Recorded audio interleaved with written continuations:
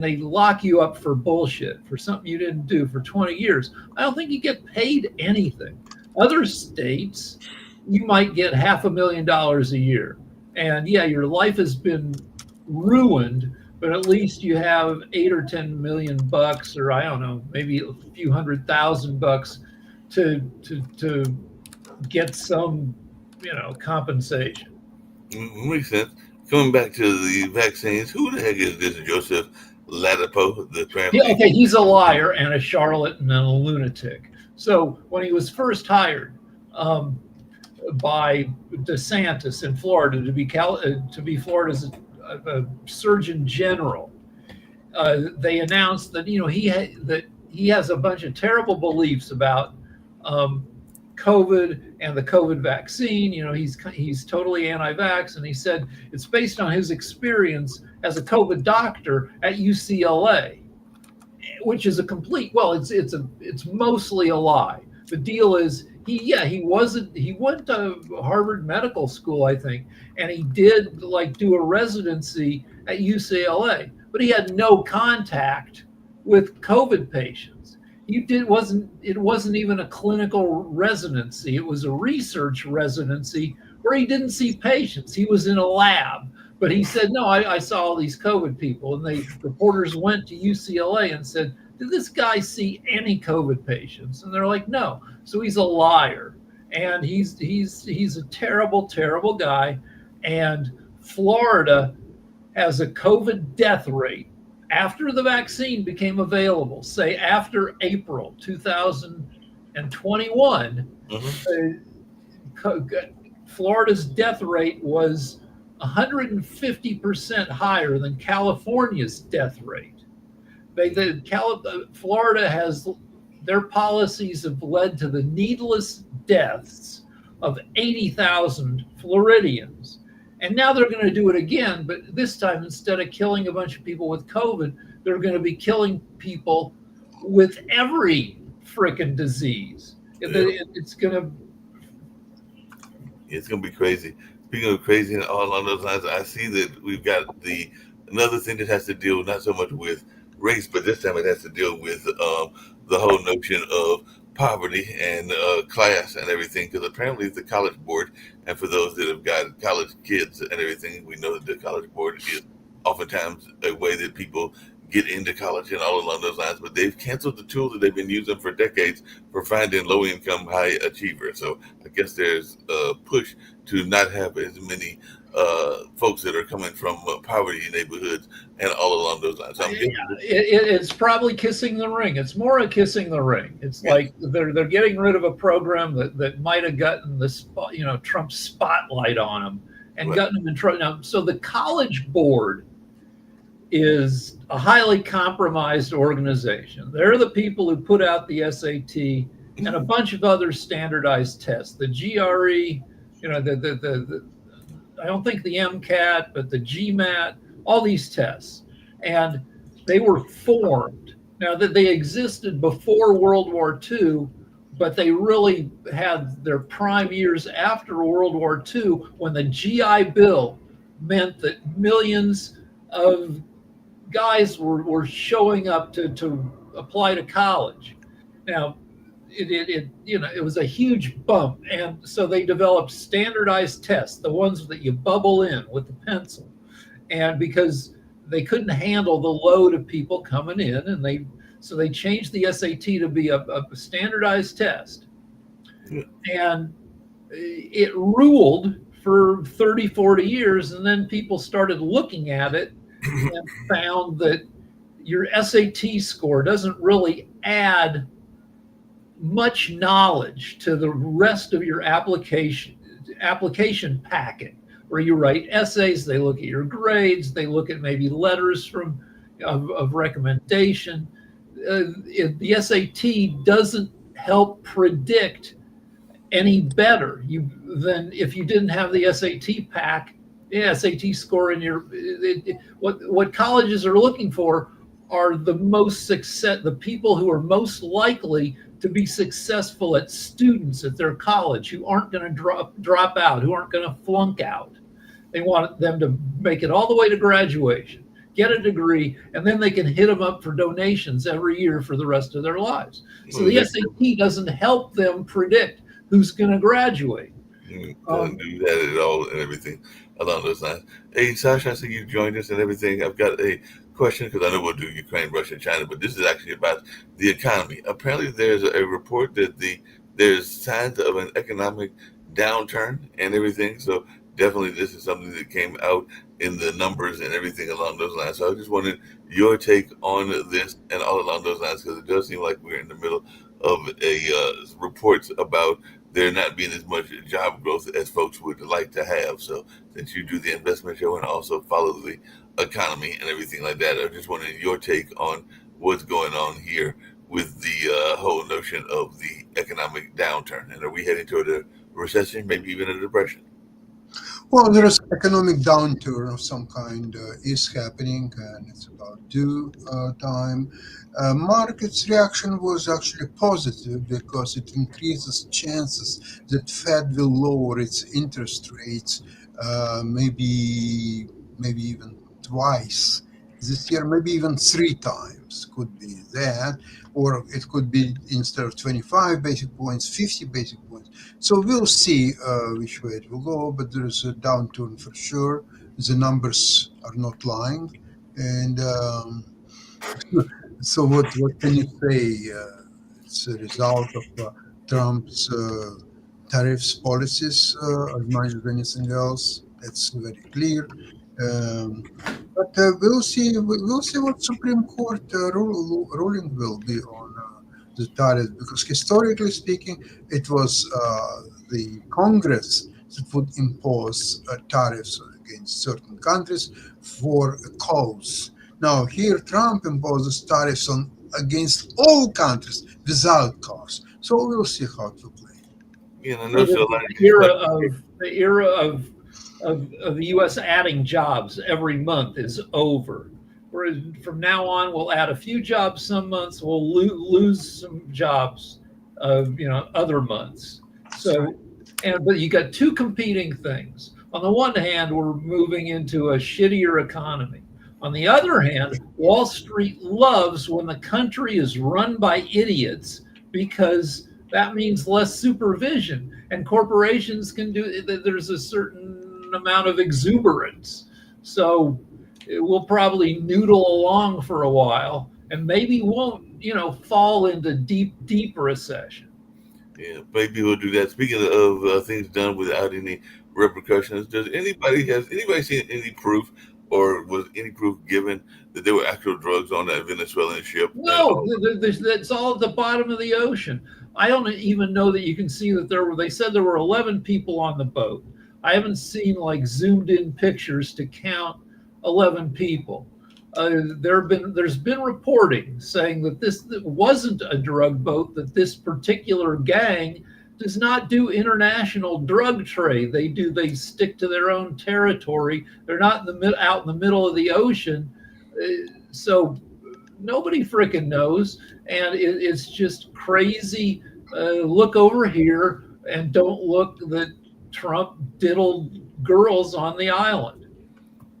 Yeah, that's what I want to finish my point about the SAT. The SAT addresses a need that hasn't existed since right after World War II, when a bunch of new people applied to college.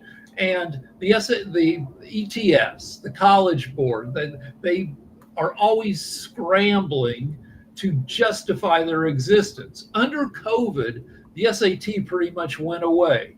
That you couldn't give the SAT because you couldn't put people together in a classroom to give the test. And colleges and applicants got along just fine. So, they revamp the SAT every 5 years or so, saying now it really measures ability. Now it's really good. It never gets any better. It's just this thing. It's kind of a time suck. To do a good job on the SAT, you have to spend a few hundred hours, maybe even more, taking practice SATs. That's the way you. That's where you do it and everything. Hey, Sasha, just really quick. But just last point is, when you study for the SAT, you're developing skills that are useless in other areas. I mean, it doesn't help you with anything else. So it's kind of a waste of time. But That makes sense. Hey, Sasha, just really quickly, is every country, because I saw that India is putting tax cut on solar and wind devices. I think there were some other countries that were doing different tax cut responses to the tariffs. So is every country that we put tariffs on just going to respond by putting tariffs on goods from us? So we're just going to have this tariff war going on for decades and everything like that. So is that what Trump is unleashing, is a tariff war? Well, first of all, there is still a decision of the Supreme Court whether the tariffs are legal in the first place. So maybe they are illegal. So therefore, all the tariffs will have to be called back. The money would have to be paid back. It will be a complete disaster for Trump's presidency. But it remains to be seen what will be the ruling.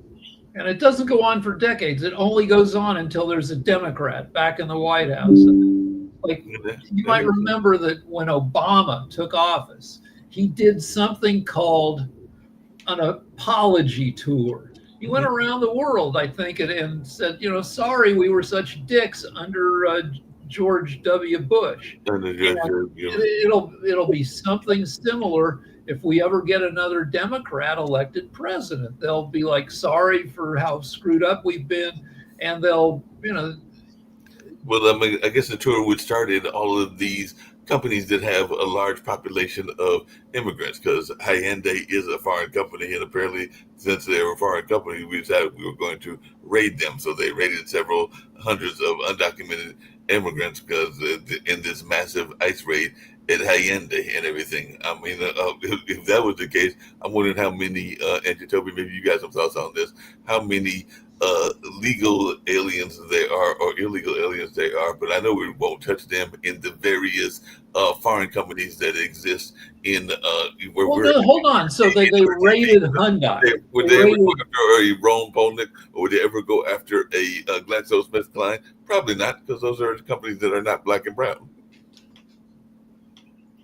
So the deal is, when they raid like an auto manufacturer, the people in there, whether they're citizens or not, these are people who keep their noses clean. They're not gang members. I say it again and again, that when you get behind in LA traffic, everybody drives like an asshole. And it's frustrating when somebody isn't driving like an asshole, that they're driving under the speed limit. They're not swerving. They're not looking at their phone. They're driving like very safely, which is a pain because they're not moving fast enough. You get next to them and you look over at them. They're usually Mexican, or else they're an older black guy who has had an experience of being pulled over by the cops a bunch of times for nothing.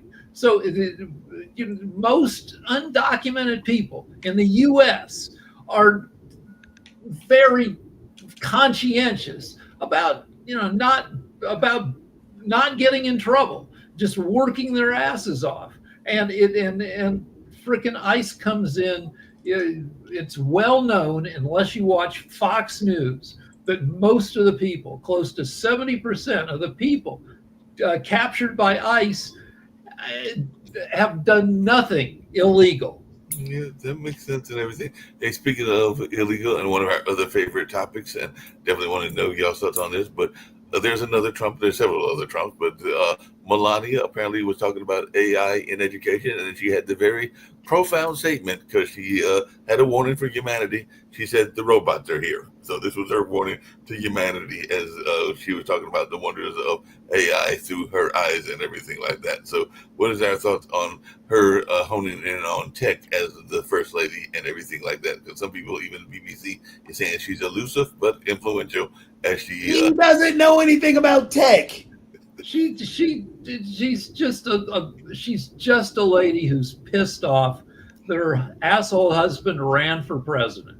There's an anecdote, there's a rumor, there is a story that on election night, when they're sitting in wherever their command center watching the election returns come in 2017, when it becomes clear that Trump is going to win, she cries. She wanted nothing to do with that garbage. She just wanted to be a rich lady who jerks off her husband every 3 weeks, and mostly lives a separate life from her, repellent frickin' old man.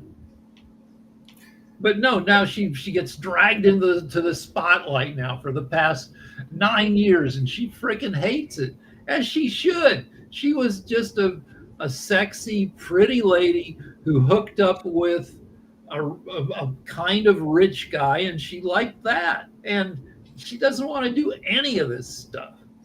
Well, that's a funny ad or a funny meme. I think it might have been with Trevor Powell and everything, but it was with Salma Hayek, who is married to another billionaire. I think a French billionaire, if I remember correctly. But she was talking about how when she was dating somebody, that Trump cozied up to her then boyfriend and everything along those lines in order to eventually ask her out on a date, which he eventually turned him down and did not go on that date. Right, so some billionaires have to be a lot of fun.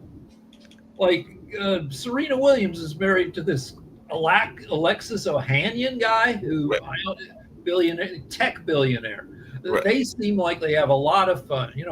I mean, if you have a few $1 billion, you can have fun. You can travel the world. You can eat to the best places. But as billionaires go, freaking Trump isn't much fun. He's a fat old man who's always like bullshitting about stuff. It wouldn't, his balls stink. I mean. Well, that was the funny thing about Salma Hayek, because she said that she did not allow him to grab him, but apparently he cozied up to the boyfriend in order to get the number so that he could talk to Salma and everything. So he basically cozied up to the boyfriend in order to maneuver his way into getting the number. And then or Salma Hayek is a totally accomplished woman. She's a very talented performer. She's also a producer. So like she knows her shit. She won't take any shit. So like, Melania's talents are much more limited. So Melania, it's like a Twilight Zone story. Be careful what you wish for. And speaking of what you wish for, and Kim brought this up and everything along those lines, what is our thoughts about this notion of maybe some people are developing orange skin? Because apparently Marjorie Greene is getting orange skin, RFK Jr. is getting orange skin. So Kim just wrote in that. So RFK he does spend a lot of time outside. He's also abusing testosterone. He admits it. He takes supplemental T. The guy is 70 years old, and he's built like a brick shithouse is the term. He's got giant pec muscles because he takes. So he looks like he's about to have a stroke. It looks like his blood pressure is like 140 over 100. So he's very ruddy.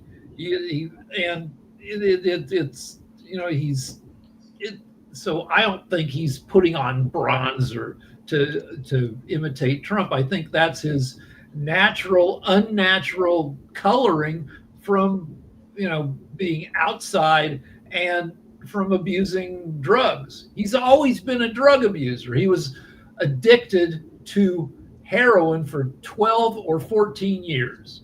And now he's kind of addicted to testosterone. Yeah, that makes sense.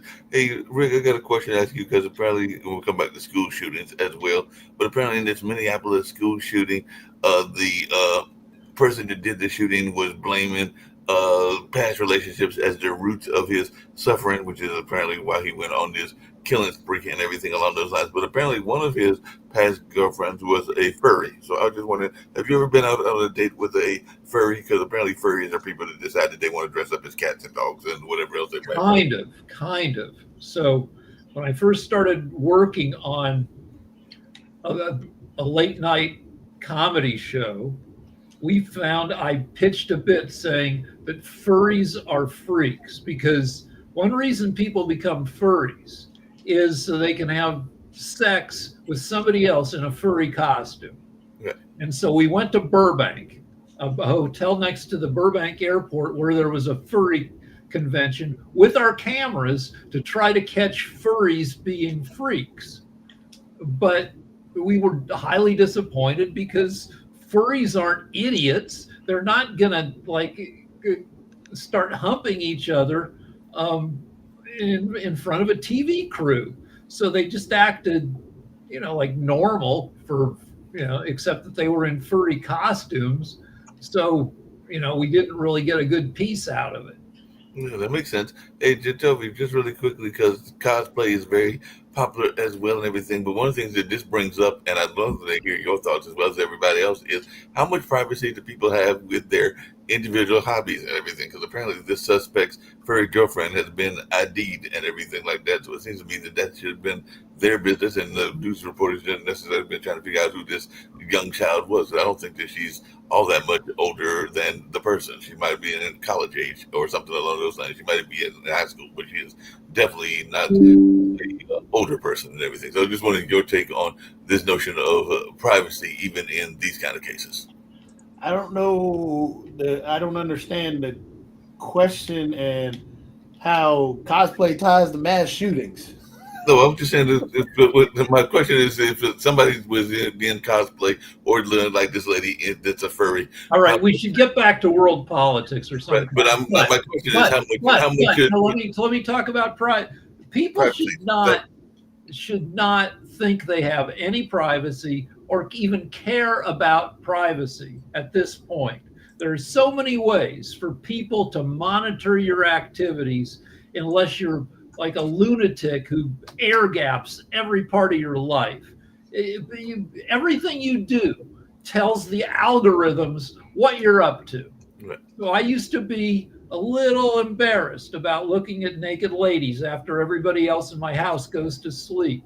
But now I'm like, I do it. Everybody does it. It's like, all right, so, what if like there's a new scam where hackers can get at your camera on your computer. In fact, there's a movie with Charlize Theron and Seth Rogen called Long Shot, where he's blackmailed because a bad guy says, we have footage of you jerking off. And if you don't frickin', play ball, we're going to release it. And there's actually a better show than that one. Black Mirror did that. Yeah, but the deal is like, so hackers are doing this to regular people. They say, we can see what's on your screen and we can see you jerking off. And if you don't give us money or whatever, we are going to show everybody in your life that you jerk off to pornography. And the right response to this is, be my guest. It's okay, just release it. Suck my balls, blackmailers. Who cares? And yeah, maybe I'm looking at like, guys bent over with Matchbox cars shoved in their butt crack. Go ahead. Everybody jerks off to weird stuff. And so my wife's gonna find out. She should be happy that I'm at home jerking off instead of like out with skanks. Hey, Rick, you have just told us your kink. I have not. I'm just good at thinking up stuff. Yeah, well, maybe one of his several kinks and everything. But apparently there's because that's all in the news earlier today. There's a government scam because a lot of elderly people are being asked to send money, and it's coming from like supposedly government agencies, and they're asking like elderly citizens to send money and all along those lines, and to send a money order and other things that the government agencies have already said that they won't do. But sometimes the elderly citizens don't always know. So the deal is there are 10 million elderly people in America who are in charge of their affairs, but are no longer entirely competent to be in charge of their affairs. And scammers know this. There are a bunch of industries that prey on old people who are kind of losing it. Now, we three here, none of us are young, but none of us are losing it. So when we get scammed, we're like, this doesn't seem right. And then maybe I'll ask my wife, I go, is there any chance in the world that this isn't bullshit? And she looks at it, and then we Google it, and we're like, yeah, bullshit. But if you're alone, if you're a widow, if you're not tech savvy, you'll fall for a bunch. But this stuff goes on, tens of thousands of times a day among America's old people who were losing it. My wife stopped my mother-in-law from spending $25,000 on new windows for her house. They sent a guy, and he's like, yeah, all these windows need to be replaced. And it's like, why? Freaking, we live in California. It rains 3 days a year. Who cares? And my wife was able to shut it down. But if my wife hadn't been around, if we lived like 1,000 miles away, mother-in-law would have spent all this money, something she didn't need. They scammed her brother. The guy is pretty much on his deathbed with dementia. They talked the family into replacing all his teeth for $40,000. Why? He lived another 3 weeks with really great teeth. There are a ton of different scams, and yeah, there are tons of those scams, and we even saw that with Hurricane Helene, where people were definitely scamming people out of money. And the scams, what they're made obviously stupid. They're obviously fake because they don't want people like us to waste their time. We're like, they call you up. They're obviously working out of India, and you can hear 100 other people bullshitting in the background, right? And you're like, okay, no thank you, and you hang up. And they want that. They're done with you in 10 seconds. They would never get any money out of you. What they want is the old lady who's like, hello, and then they can talk to them for 5 minutes, and the old lady's like, really? That sounds bad. They want those people. They want the old dumb people because they can get money out of them. So the scams are transparently stupid to only draw in the correct victims. Yep. The other interesting story. Oh wait, one more thing. Yep. We finally joined AARP, which is the organization for old people, and every month we get their magazine. The magazine is always about 60%. Here are the new scams. And don't fall for it's all like half of your life when you're an old person is just swatting away scams. Yep, that's very true and everything. Just really quickly. Yes, I would like to tell you that sometimes it pays to be scammed. That's what happened to me about 2 years ago when I was scammed to put on my credit card $250 for incredible system of returns from the futures trading or stock, some transactions, whatever it is, and they quickly showed how successful they are and so on. But the issue is that's only beginning. The actual goal is to get a real money, $10,000, $20,000, something so they could keep. It seems to me that I understood this scam, but on the way I was curious, how is it implemented? How they can do it all and without going over the line and so on. So what's happened eventually is that, so I sort of agreed to invest actually it was $56,000 Canadian, so give or take. And but as a part of the scam, they don't accept your money, only Bitcoin. So I had to buy with my money Bitcoins. It was almost 2 Bitcoins at that time. And then they would deposit these Bitcoins and then they would start trading and all that stuff.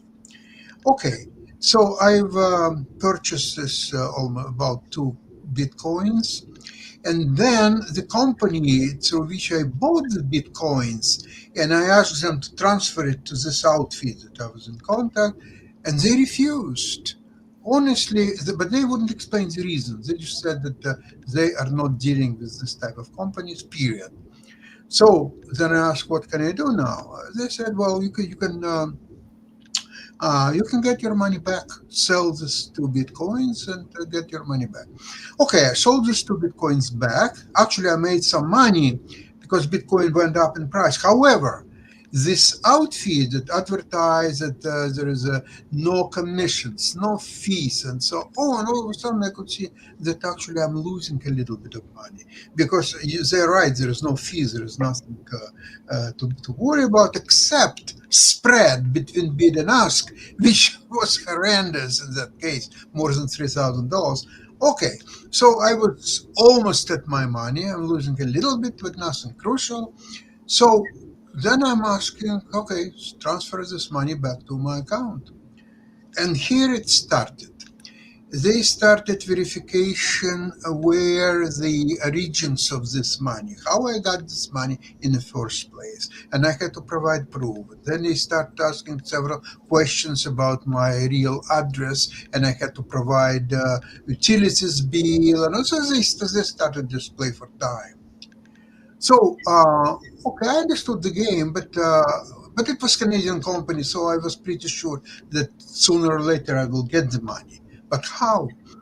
So I started to look at their website, and I found that there are two ways to get your money back. One is through bank transfer, same as what I did when I deposited the money, and second one is through Interac.